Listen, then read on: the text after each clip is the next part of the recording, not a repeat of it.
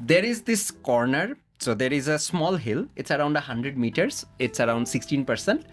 So you go up that hill, and these guys can have the power to go up that hill. That's not the part that is the most impressive. So right after that hill, you go into a downhill. The downhill then has a sharp 90-degree right turn. Right. So on a downhill, on a TT bike, a 90-degree right turn. So me and every other amateur that showed up, we braked, we took a right turn. The pros crossed it, went on their aero bars, and went down like nothing bothered them. Right. So it's insane the kind of bike handling that these guys can do. So even if we had the same power numbers, even if I had the exact same power number as the other guys, I would still finish at least 5 minutes later simply because I could not handle the bike as good as them. Wow.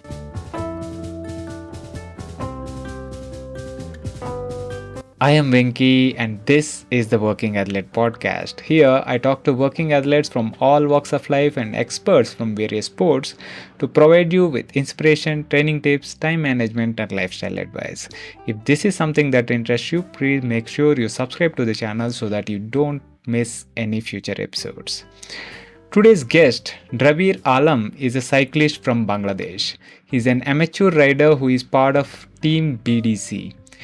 He is a winner of multiple medals at Bangladesh Nationals and also represented Bangladesh at the UCI World Championships in 2022 in Australia, with the sole goal of putting the Bangladesh map in the list of countries taking part.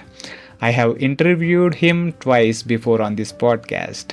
If you have not heard them, you might want to check out episode number 65 and episode number 103, where we talk about his transformational journey and his experience at the World Championships, respectively. He was in Bangalore for a couple of days on work, and I couldn't pass up on a chance to sit down for a chat with him again. In this episode, we talk about the growth of cycling in Bangladesh. We talk about riding and training through the month of Ramadan while fasting. We also revisit his experience at the World Championships and talk about his triathlon goals. It was a lovely conversation, which I hope you enjoy as much as I did. But first, this episode is brought to you by FindBetter.ai. FindBetter is a social networking app for cycling and running enthusiasts to discover and shop together. For a cycling enthusiast like me, it is a treasure trove to find all sorts of bikes and accessories, both used and new. I tend to get a lot of direct messages asking for where to find a bike on a budget, etc.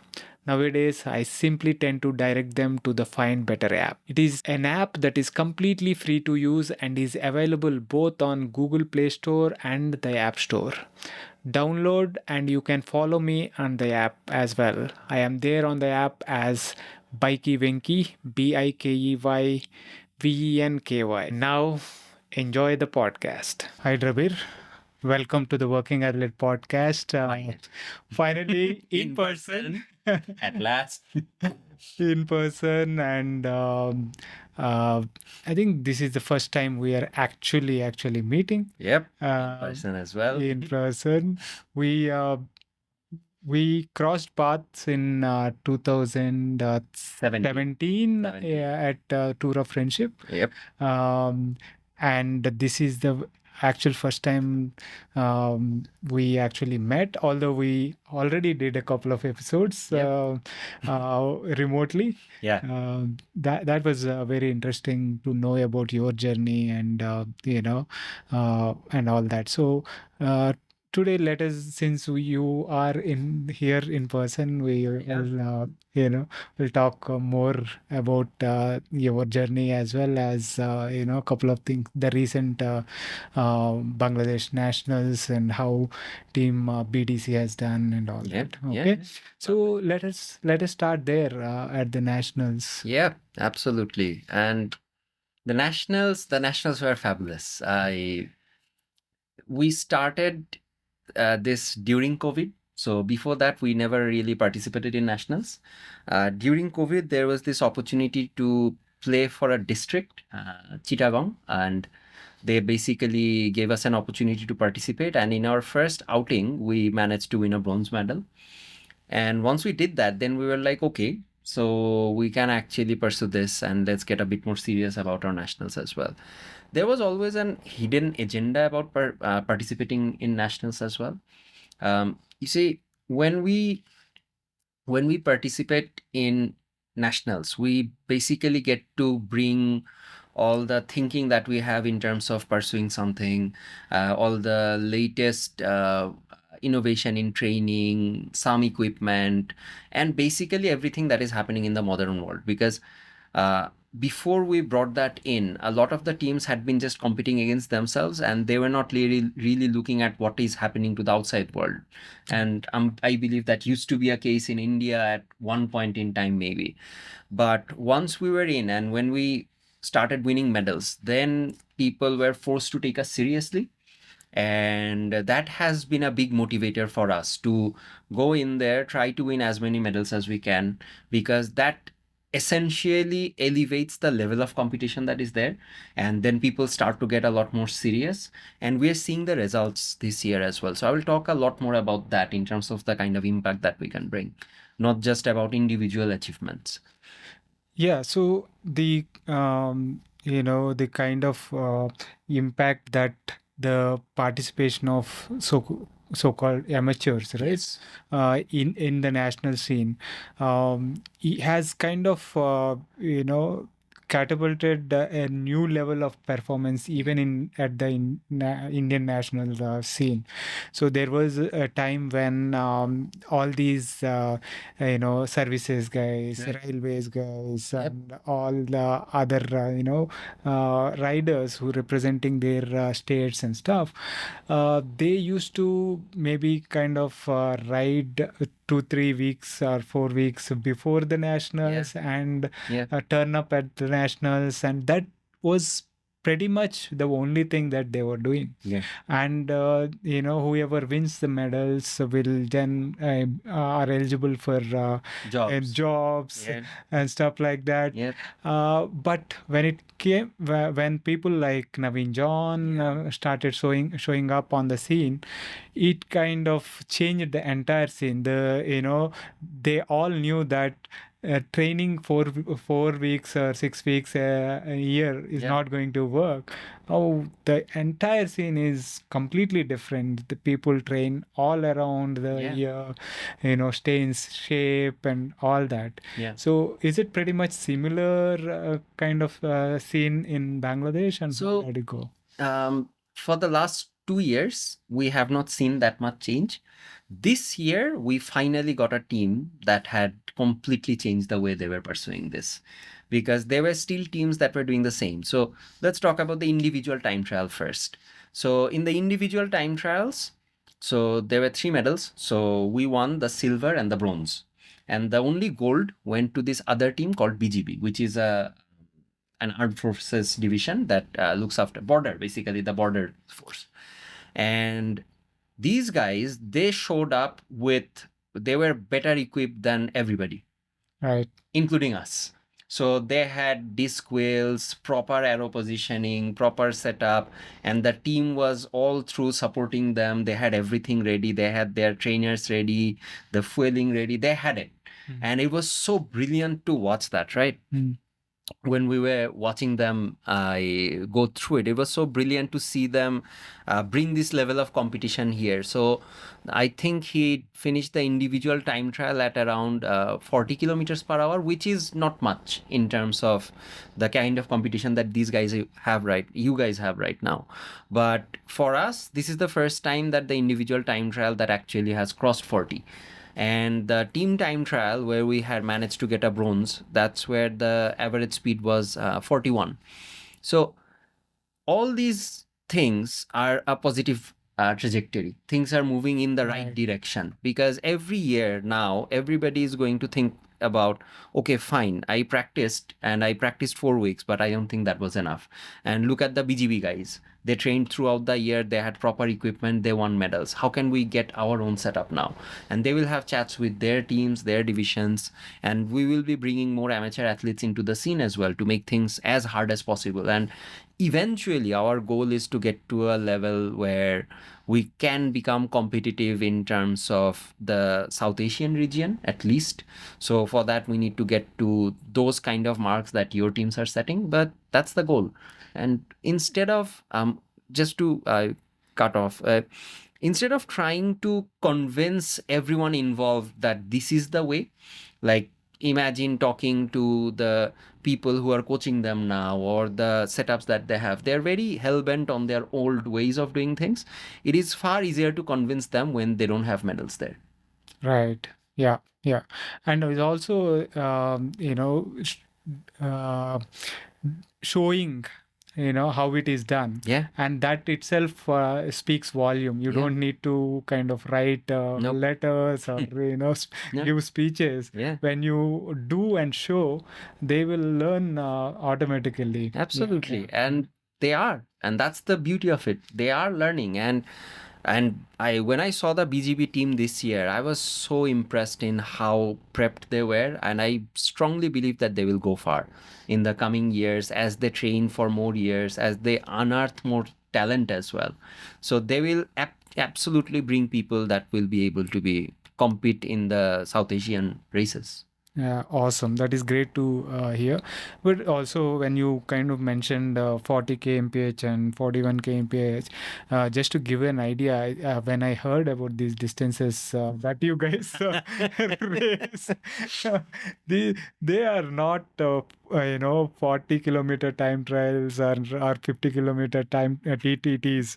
The individual time trial was 56 kilometers. And TTT was 84 kilometers. That was insane. It was insane. It was insane. But well, one step at a time, because it's hard to explain everything all at once. Yeah. And rather than trying to explain which would be a good distance, we just said, okay, fine, you guys want that distance, let's go and race that distance, and let's set some good benchmarks. Yeah, excellent. But that is, that is good.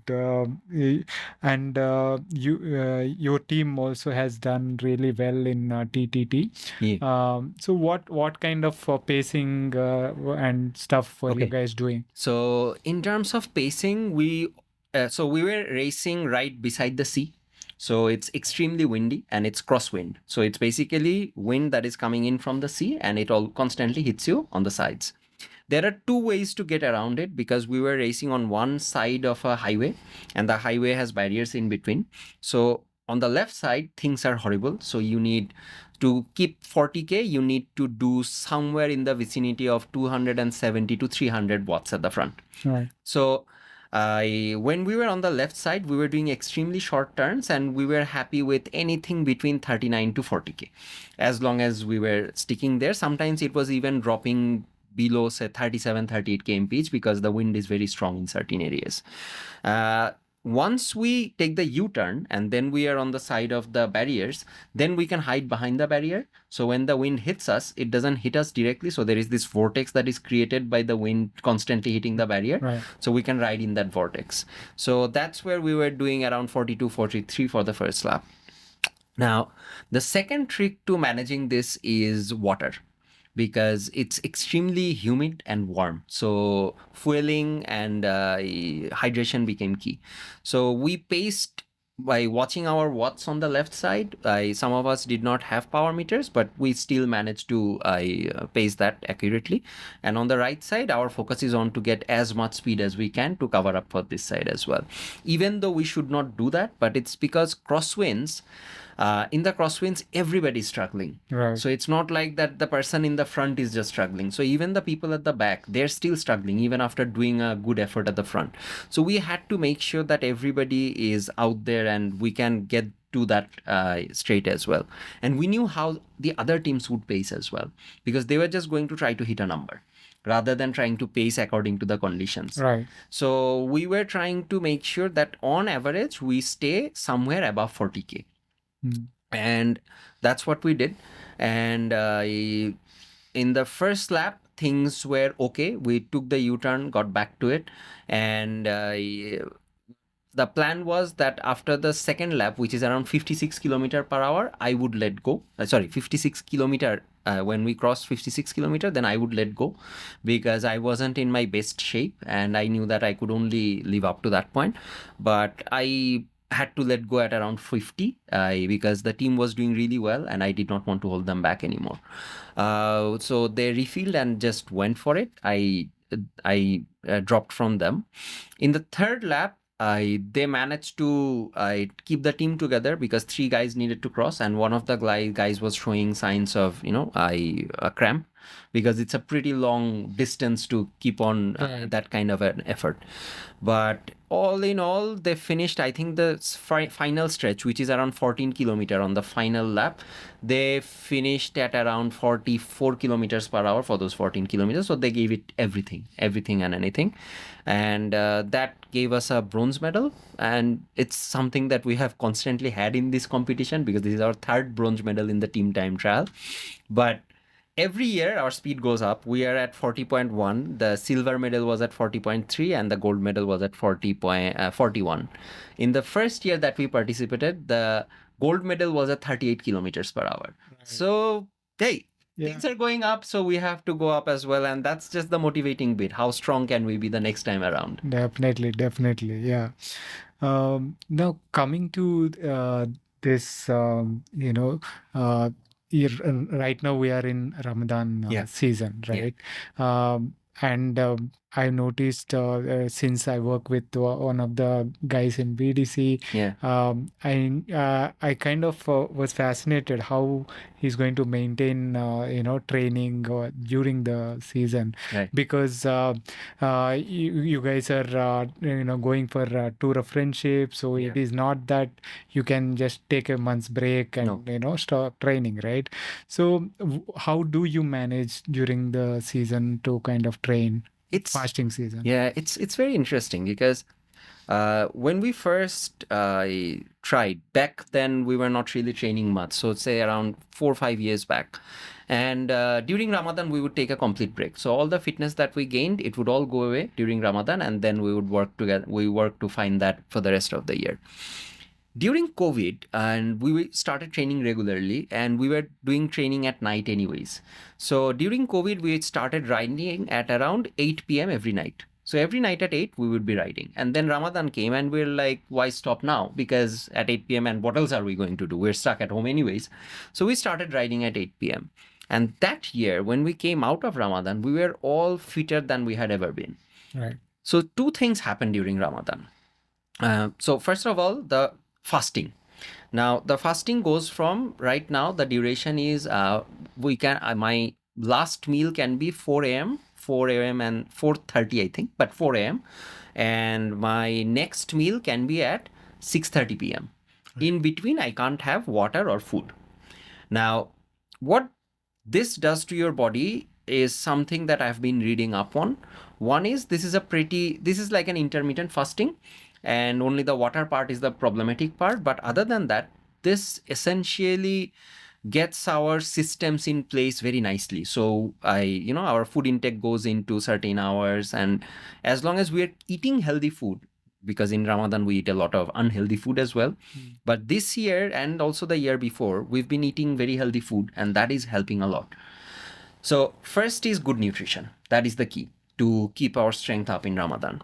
And the second is training, because our trainings has to continue. We know that we are going to lose around 10% of the peak power, even during Ramadan. Right. But that's because of the fasting itself, because our body has been sugar depleted and it doesn't have a lot of energy to go around. But even at 10%, when we are hitting those low numbers, they may not seem like much, but once we come back, those numbers bump up to at least 10% higher than they used to be. Yeah. So instantly we're like back at a higher level, which is also brilliant. One thing that has really worked for me, because every athlete is different, every person is different. And one thing that really works for me during Ramadan is my metabolism suddenly becomes quite a lot normalized. I have a really bad metabolism. So in normal times, even if I have breakfast, even if I have a proper lunch, at around 5 in the afternoon, I'm going to be sugar depleted. I have no idea why, but that's how my body works. Now that I'm fasting, and I'm fasting from 4 a.m. In fact, today I'm fasting from 12 a.m. So my last meal was last night. I slept through the whole night. I wanted to. But even now, my sugar is quite up. I'm not feeling dizzy. I'm not feeling down. I'm okay. And that's not something that I usually feel at this time of the day. So it helps reset my body a lot. And with these two things in place, we can really, really do wonders with training during Ramadan. So that's the trick: nutrition and proper training. So, what sort of intensities do you kind of Okay. maintain?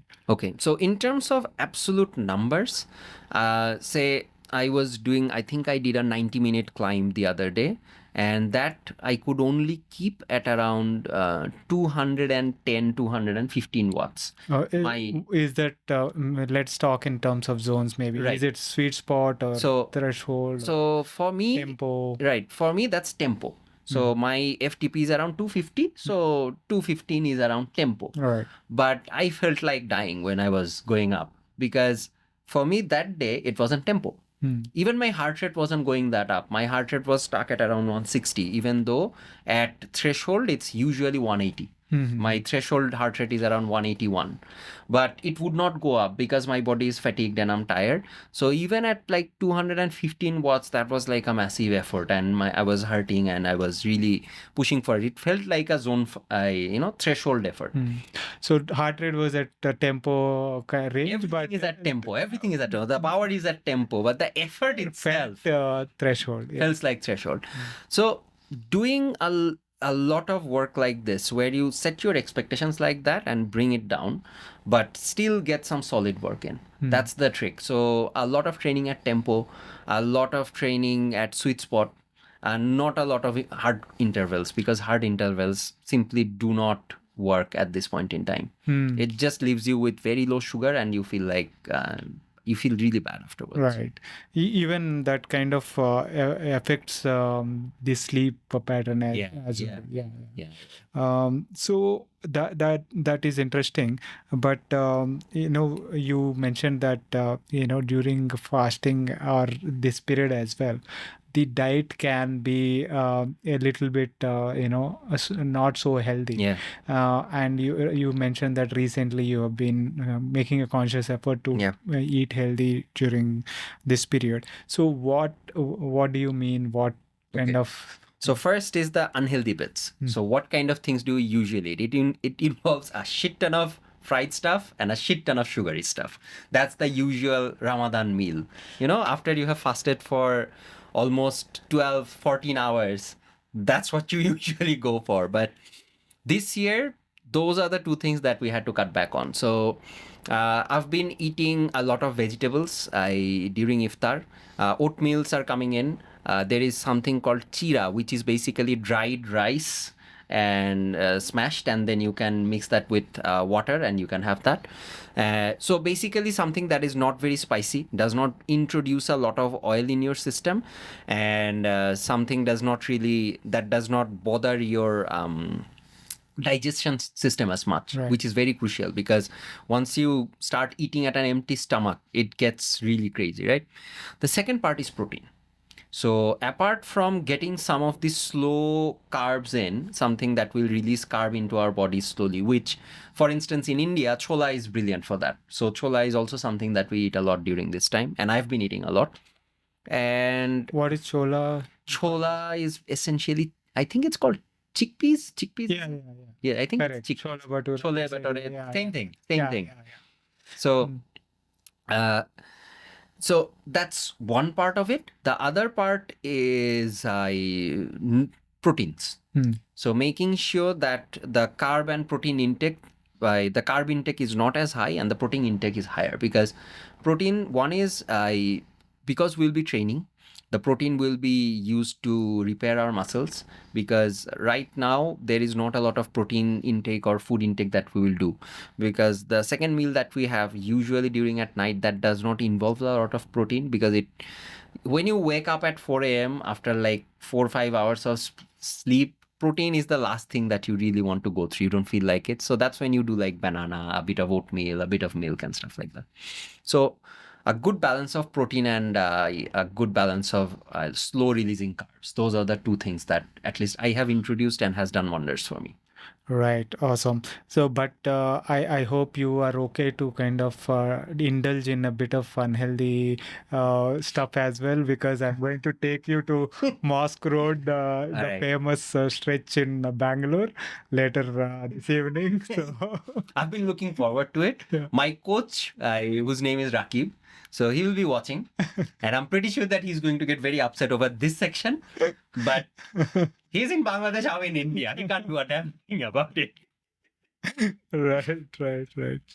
Right. Now, let us, come to a bit of personal stuff, or about how cycling has helped you in general, Okay. not just getting fit, Yeah.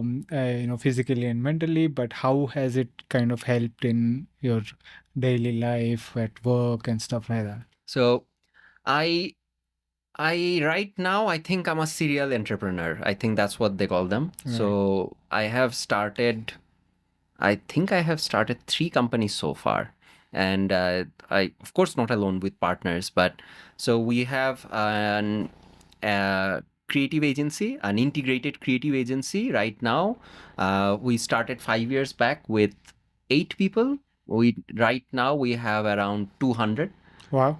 We have started a software company 3 years ago, and we are now a 40 people team delivering to clients like British American Tobacco, Unilever, all these big names in marketing automation and other stuff. And we also have a design outsourcing company and a few others as well. So the reason I'm telling all of this is it involves a lot of people management and training a lot of the new leadership that is coming in. And when I was training the leadership teams in my companies, they are all young kids. I say young, they're in their mid 30s. So young compared to me. Yeah, let's leave it at that. So they're in their 30s and they have worked in different industries, in advertising, in software development, and in other parts. And I could not get the typical HR modules that are there to set their, their leadership goals, their targets and stuff like that to work very efficiently for us. And out on a whim, I basically took the principles of training that we have, setting a big goal, then charting a path toward that goal, reminding yourself that negativity will happen and how to manage those negativity, reminding that every positivity needs to be celebrated, all the things that we learned from training. And I took that and made it into our HR policies. So basically, that's how I started training our top management, essentially. And this worked brilliantly. I mean, I was surprised at how well they picked it up, how well they understood the principles, and how they actually managed to shape their own vision and could be guided better. And we are not at the end of the road. I can't say whether it has absolutely worked or not. I'm sure there are better ways of doing this. But at least for my personal self, this is something that I understand. I understand these principles. I understand the applications of these. So for me, it's easier to take these things. So we can actually talk about how and what kind of principles we actually bring into this. But it does work. Yeah. Let us get into that. What specifically kind of you drive into? Okay. So one big thing is setting goals. And in terms of setting goals, how those goals need to be. So if you have ever worked with Sufferfest, which is now called System, right? And there is a mental training called, I think it's called Defining Your Big Mountain. And that mental training module is all about setting up your big goals and what you want to do this season, what are the kind of things you want to achieve. So I took that module and I converted it to our corporate employees, and they set their goals.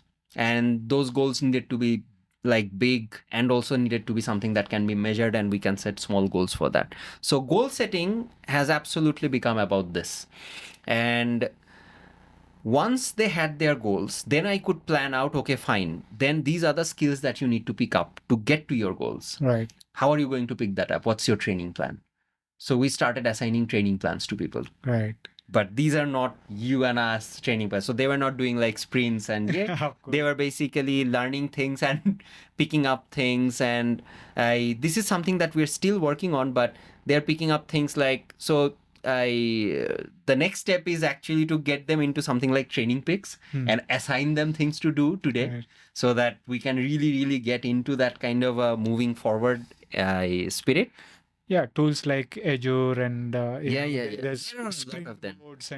So but just setting them up for their personal goals, as in not a company goal, because project management is all there. Right. Okay. But how do you take your personal career as a project management? Right. Okay. And then break it up and then set, okay, fine, this is where I want to see myself when I'm like 2 years out. So setting up those goals and those targets and those mini trainings and setting those trainings up as a weekly thing, and even having recovery weeks when there are no goals or no targets, because they need a break from that as well. So it's all there. I'm pretty sure this is something that is practiced by the HR practitioners as well, but it is something that I never discovered through that channel. I discovered it through cycling. So I'm giving the credit to cycling. Right. Awesome. So how do you kind of handle the mental aspects of it? Say, they have to, they will face the negativity of their thoughts and all that. Right. So how do you kind of help them deal with that aspect? So this is one of the hardest thing that we have to do. Right. The reason being that people get very carried away by what is happening to them, and they get very carried away by the smallest, setbacks. Just as we were heartbroken when we first started. If we remember our first days of training, we would train for like 2 or 3 weeks and we would suddenly start getting better, and after a month or two, then we would start getting into injuries, and then we'd be like, okay, fine, this is it, it's done, right? But the trick to teaching them about managing this is constant counseling. Just as we had picked up our coaches and they were constantly there to tell us that this is fine, this has happened, and this is how we are going to deal with it. But constant counseling is the same way that we have to go through them. So every week, I basically have a group discussion with all of them. I also have one-on-one sessions with all of them. In the group discussion, we share the things that are frustrating us and the things where we are moving back. And we also share how, for instance, collectively, have we made a lot of progress in the past 4 months? No, I don't think we have come far, because the first 4 months has been all about that we need to do this. They need to be convinced that these are the things that will help them in going forward. When we first started, I faced something very unique, which in terms of, it's a generational thing. I think maybe I might be wrong again. Right. But the thing is, everybody was extremely convinced that they were ready for whatever life would throw at them. And then they would get very demotivated whenever life threw something at them. Right. Because, I don't know, I think maybe it's social media that teaches people right now that everybody lives happy lives. Oh, yeah. Tell me about it. Right. So everybody is constantly happy. Nobody has any struggle whatsoever. And everybody is achieving everything that is out there. It is a highlight reel, right? It is a highlight reel. And because of that, everybody expects that every moment of their life and every journey of their life will be like that. It took us just 4 months to convince every person to understand that we need to put up work to get to where we want to go. Right. It took us 3 months just to figure out that people really did not have their goals set. When we were talking to them, everybody's like, I know what I want to do with my life. But once we went through the entire journey, they were like, no, I don't think I do. Right. And now they're figuring it out. Okay, fine. This is what I want to do with my life. I don't want to put up just social media posts about something. I actually want to achieve this out of my life. This is what would make me happy. This is something that I'm pursuing. Now we are finally moving forward. Maybe. Right. Maybe. I'm sure that I'm going to have bottlenecks as well, but I will keep on finding the ways of moving forward with it. Negativity is dealt just like in cycling. Whenever something happens, if you have control over it, do something about it. Yeah. If you don't have control over it, leave it as it is. It's not your fault that something has happened, right? All you can do is how you overcome it, and you focus on that overcoming. Right. Usually, not just usually, I have always found that when you try to overcome something, you always end up in a better place. So the adversity usually gives you something better. Definitely. That thing, right? The highlight reel Right. that we are talking about social media being the bits of highlight reels, and we expecting everything to be like that. Yeah. Right, when you set a goal, and every step of the way towards that goal will be a win. Yeah.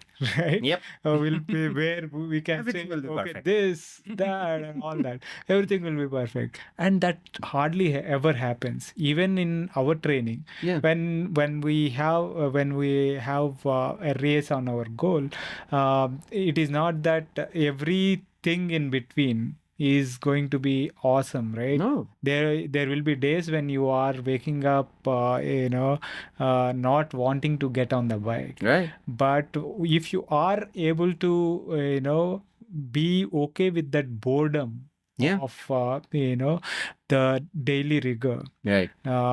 then you might. It is not a guarantee, but that is part of the process. Right. To be okay with boredom is very important, that you don't expect everything to be super awesome Right. along the way. Yeah. Right. So what else, let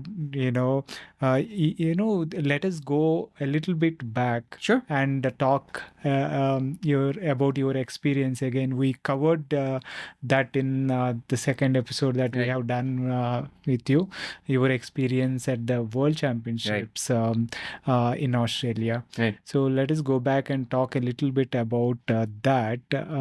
What are the biggest takeaways from that experience? One takeaway is still here, the loose bone that I have from the crash from that training. Yeah. And the biggest takeaway is how welcoming the rest of the world is. I think we look at the world very differently than the way that we should look at it. The way that the UCI wants to support cyclists, the people that are out there, how I think the club is called RBCC. Yeah. Randwick Botany Cycling Club, how these guys helped me and actually got out there and supported me through the track as well. And all these other positive things that happen once you go out there. And we are constantly driven by the negative side of things. We are constantly driven by, I'm too slow, so I should not do it. But the point is, our country is not represented there. I know that we are not going to win medals. I know that we are never going to win medals, at least not with me or anybody else that I'm training with. Right. The person that can win medals is probably somewhere down the line. Maybe a generation or two down the line, right? Yeah. But the thing is, if we don't go there, if we don't build a practice of regularly sending teams there, if we don't set up the ecosystem that enables us to train somebody and send them there, we cannot suddenly send somebody there, 5 years out and we just decide, okay, fine, this guy has talent and this guy will do it. It won't happen that way. Yeah. 10 years down the line, it won't happen that way. So I think it's very important that we keep on experiencing what the world has to offer. Because once you start experiencing, once you build an ecosystem, and then you can really go into it, and maybe 10 years down the line, you never know. Maybe not at the top flight, but somewhere in the middle, and somewhere in the middle is good. Yeah, absolutely. When you and I started, or neither of us would have thought that we are now in a place where we can do 40 kmph ITT or all that. Forget doing 40 kilometers per hour riding, but I never thought I would be racing for that matter. Right? And you went and represented your country at the World Championships. But it is not for the personal accolades, but to kind of take that first step towards, so that maybe a generation down the line or the next generation would be, would see that, okay, this is something that is possible. Yeah, And the absolutely. performance will come in at Yeah, it will. later point of time. It will. Yeah. So, when you mentioned about the reminder that You have a similar reminder. I have a similar reminder.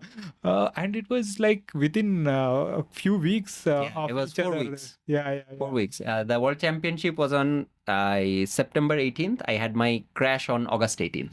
And you, so what kind of got you through and say not give up and continue with that goal? So again, goal setting comes into play.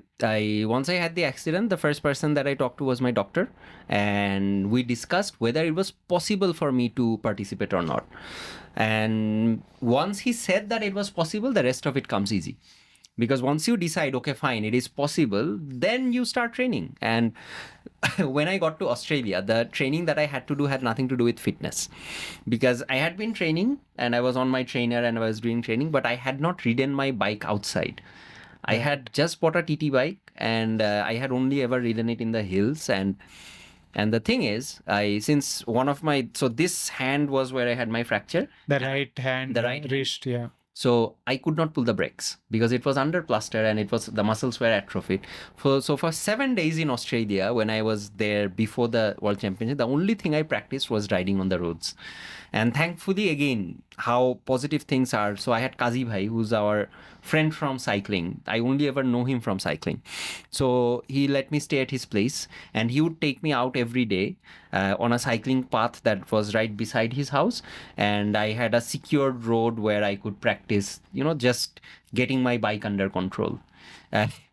When I was riding in the championships, so I had a bottle of water and I had planned that I'm going to take a sip after the first lap. So after the first lap, when I put my hand down, I knew that I did not have the strength to pull it up. So I just went for it. Screw water. I'll just finish up. And amazing. So, you crash 4 weeks before the race. You end up in a plaster. Yep. And it is just 4 weeks from the World Championships, the biggest race you have even witnessed, let alone take part, right? Witnessed. Come on. I saw Pogacar sitting on the van beside mine and he was just there. Amazing, right? It's crazy. Yeah. So to kind of not not give up at that junction and say, okay, maybe I've dreamt that I would go there, to kind of go take this beyond myself and put my flag there on the World Championships list. But it's unfortunate that I couldn't do it because of the crash. And that part is the easiest thing, right? But not the thought process was not one of giving up, but one of how to make it happen. It's not as glorified as you make it sound, okay? Because if my doctor said that I can't ride and it is inadvisable, I would probably give up. Right. The difference was, this is the way that I went. So the doctor said it is possible. So the only difference is the person that would give up is me. Right. I did not want that blame on myself. Yeah. So I had to go. I did not have a choice there. Good. Right. So that was watching all these the Pogacar being next to you and all that. What are some of the kind of takeaways from that experience, from watching those pros? Man, we think we are fit. We think the guys that we ride with are fit. We think the people that we race with and we look at them, oh my God, they're so fit. They're not fit. Nobody is fit. Those guys are fit. My God, they're fit. It is all relative, right? Yeah. It is. And their bike handling skill, I mean, so there is this corner So there is a small hill. It's around 100 meters. It's around 16%. So you go up that hill, and these guys can have the power to go up that hill. That's not the part that is the most impressive. So right after that hill, you go into a downhill. The downhill then has a sharp 90-degree right turn. Right. So on a downhill, on a TT bike, a 90-degree right turn. So me and every other amateur that showed up, we braked, we took a right turn. The pros crossed it, went on their aero bars, and went down like nothing bothered them. Right. So it's insane the kind of bike handling that these guys can do. So even if we had the same power numbers, even if I had the exact same power number as the other guys, I would still finish at least 5 minutes later simply because I could not handle the bike as good as them. Wow. Yeah. Because when you look at their graphs, the power numbers are constant because they're not braking for anything, they're not slowing down, they know the track by heart, and they're just going at it. They're on their aero bars, taking 90-degree turns, shifting their bikes. It's amazing to see these guys perform. And I think one of the best moments, and in terms of taking things back, is I went back the next week to see the World Road Race, and I was there to see Evenepoel win. And when he was coming in on the final bits, it's crazy how red he was, because he was just red. Right. And I'm not saying that reddish, I'm saying just red. Right. Like blood in his body was probably boiling, and he was putting in an effort that is insane. And that's how he crossed the finish line. He did not make it look easy. He just showed how deep a person can go. And that is their true power. How deep they can go. Yes, they are genetically gifted. Yes, their lungs are bigger than the average person. But their willingness to suffer, the control on the bikes, the things that they can do, that is unprecedented. So we cannot have those numbers maybe, but that willingness to suffer and the control of the bike, that is something that is within our grasp. So it's up to us to get those two things. The rest of it, maybe we'll find, not with our generation, maybe 2 or 3 generations down, we'll find somebody who's as gifted. Right, definitely. I mean, I've seen some of the even club races at in Denmark and stuff. They race in country roads, which are always winding, taking 90 degrees turns. I mean, they are narrow, and the guys go at it at 60 kmph. Like it is nothing. It's nothing. And those are the corners that it's not that we have the power to keep up, but it is at those corners they will leave you. You will see the difference. Yeah, exactly. So the skills and the willingness to suffer are absolutely right. You are in saying that those are the things that we can work on. Yeah. Right.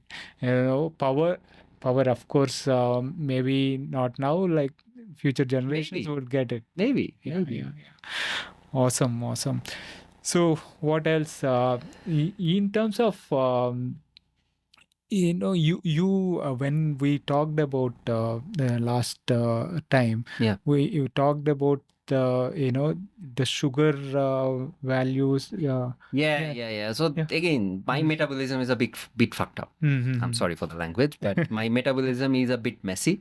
So it basically, for some reason, it's constantly asking for sugar when I have eaten. Now that I'm not eating, I think it's almost 4. Right now, if I had lunch, my sugar would be low. I would be drowsy, I would be feeling down, and I would probably need to eat more. I haven't eaten in the last 15 hours. Right. I'm fine. Yeah. So how do you kind of deal with it on a daily basis, not just Ramadan? I honestly don't know. I'm trying to figure it out, because after this Ramadan, I'm seriously considering that I'm not going to eat throughout the day. Okay. So no food, maybe just water and non-sugary drinks. So to kind of for the audience that maybe did not hear about the previous episodes, can you define the condition that you have right now? Okay, so I'm not a doctor, so this is not a self-diagnosis as well. But basically, what happens is when I wake up, so my fasted blood sugar, which is basically after I think 12 hours no food, you can do a fastest blood sugar test, and then my blood sugar is around 6. Then they give you a bunch of glucose, around almost 75 grams of glucose, which spikes your sugar up. But after having 75 grams of sugar, 3 hours later, my blood sugar actually drops to 2, which is quite odd because I just had sugar and before that I was fasted. So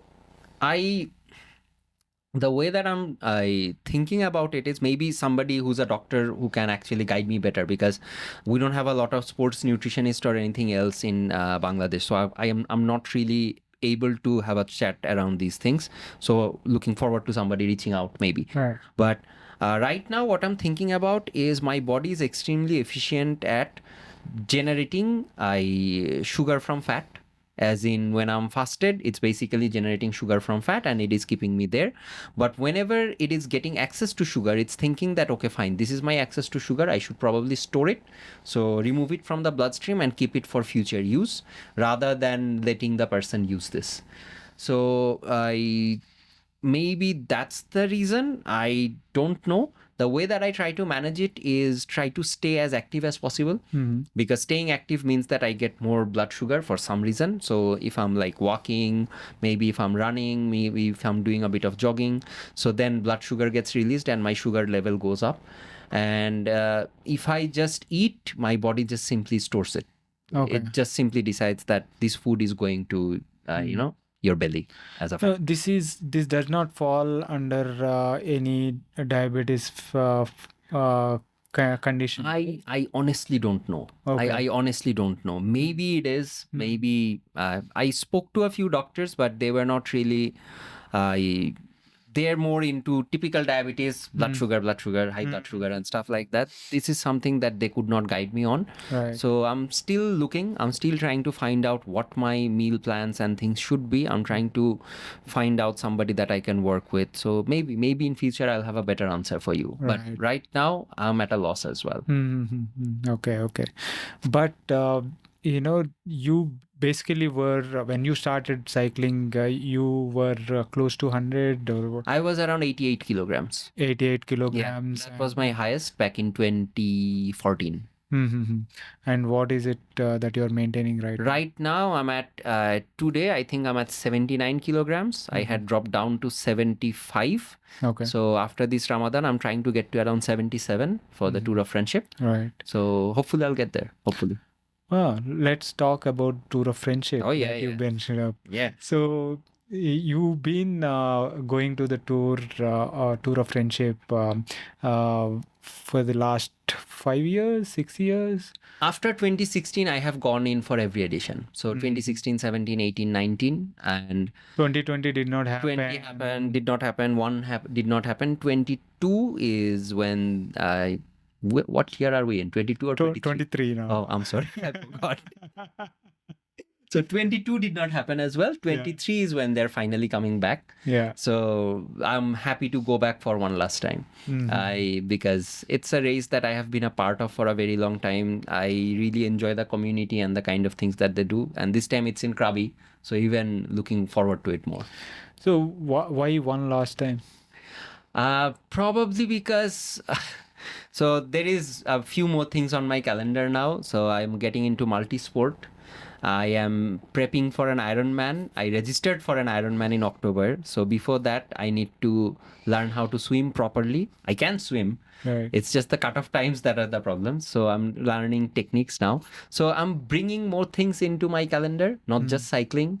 And my son is getting into duathlons. Yeah. So I'm taking him to a duathlon in Malaysia. It's called Powerman.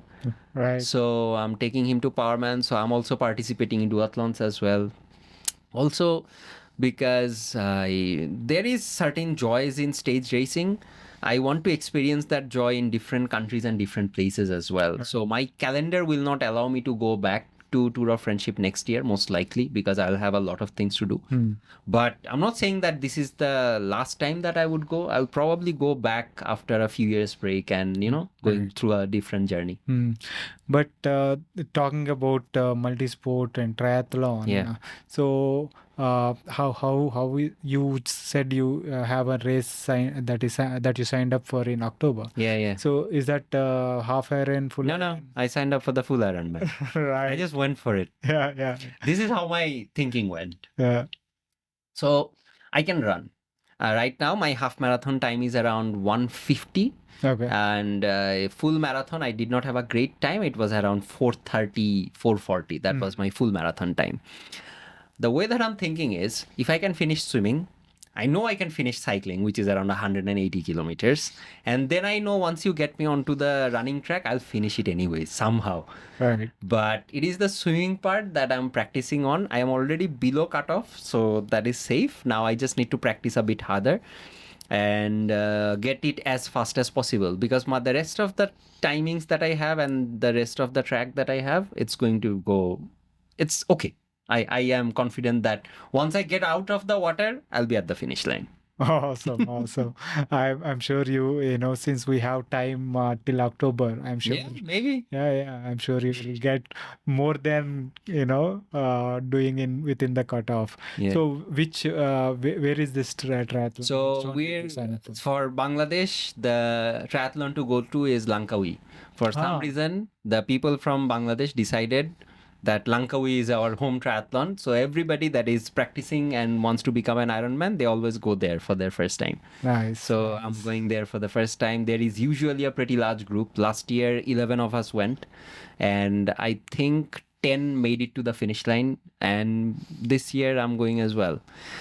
I don't know whether I'm in love with Ironman, as in love with triathlon, like the love that I have for cycling.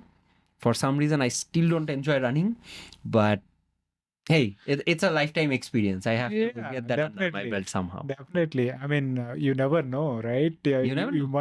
You might fall in love with it once you cross the finish line. That's how it usually happens. Yeah, that's my worry, honestly, because that's what happens during the race. Every race that I have done where I wanted to kill myself for participating, after crossing the finish line, I had signed up for the next year.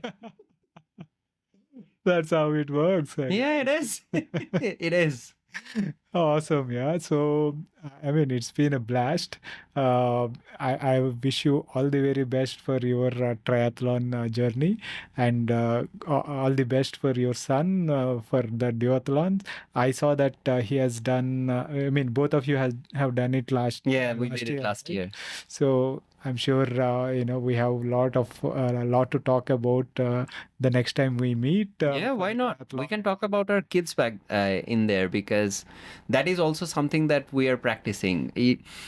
Because we are into sports in some shape or form, they're also excitable and they want to be a part of it. So how old is he now? He's 8 years old, going to 9. So we actually got a bunch of them in a group. They're training every week, and now we are taking them out and letting them experience these kind of things. And we just want to give them different things than, just mobile phones and games and stuff, so that they have bigger goals and things that they can pursue. Maybe that will work out. Yeah, awesome. Yeah, definitely. I can foresee a future champion there. But I would not mind as long as he's active. He doesn't need to be a champion of it. Yeah. All right, man. All right. All the very best for your tri journey and duathlon and all other entrepreneurial efforts that you are putting in. Thank you. And next time, probably what the audience would want is a podcast with Venki, the other way around. Because that is also something that we are very curious to know, your journey and the things that you are in. Oh, definitely. Thanks again. Thank you, man. It's been an absolute blast. That was my conversation with Drabir. I hope you enjoyed that. If you are enjoying these podcasts and are finding them useful, please consider supporting the podcast by subscribing to it on YouTube as well as on your favorite podcasting app. Also, supporting the sponsors of the podcast is a way to support the podcast itself. Thanks again for your continuous support. See you next week with another guest.